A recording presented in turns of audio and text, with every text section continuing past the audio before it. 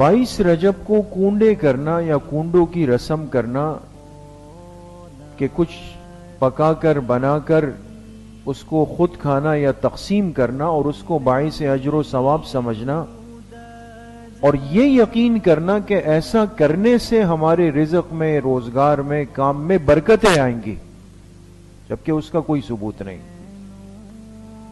उसने उम्मत के अंदर जगह बना ली, जड़ पकड़ ली।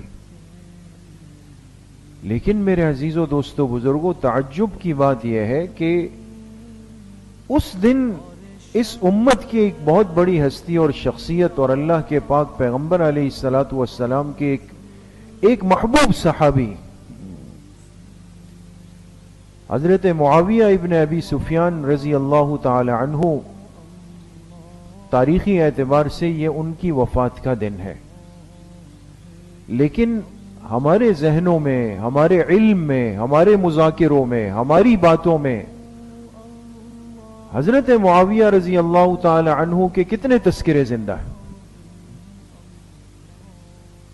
हमने उनके दीन के लिए जो मेहनतें हैं, 19 साल दौरे खिलाफत गुजारने वाला ये सहाबी, जिसने 2/3 दुनिया पर इस्लाम के गालिब करने को मुकद्दम किया, 64,65,000 मुरब्बा मील, ये मुहक्किकीन ने लिखा है, 64,65,000 मुरब्बा मील जो दुनिया के नक्शे को अगर सामने रखा जाए तो ये दुनिया का 2/3 बनता है, 2 हिस्से हो गए।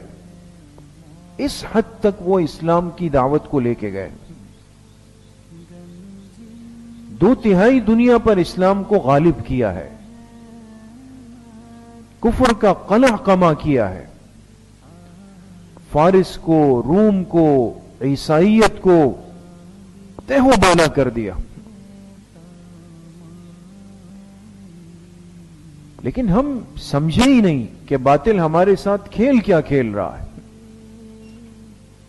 आप खुद बताएं मेरे दोस्तों, बुजुर्गों, कि जिस हस्ती का इतना बड़ा हिस्सा हो, इतना बड़ा किरदार हो दीन के गलबे में, अल्लाह के पाक पैगंबर के लाए हुए कलमे को पहुंचाने में, उससे उम्मत को मोहब्बत होनी चाहिए या नहीं होनी चाहिए? दोस्तों, होनी चाहिए।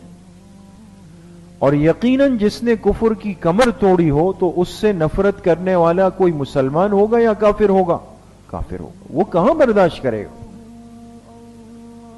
उसी दिन एक कहानी गढ़ ली गई, उसी तारीख को मुंतखब किया गया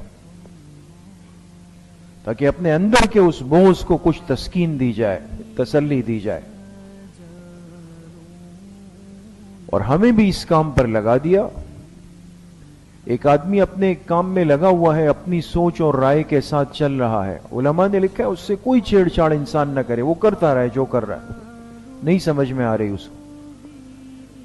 लेकिन अगर उसकी वो फिक्र और मेहनत वो उम्मत के अंदर दाखिल होने लगेगी तो याद रखिए कि मिन हैसुल उम्मत जिम्मेदारी है उलमा की, अहले दीन की, अहले हक की, कि वो उम्मत को इस फितने से बचाएगी।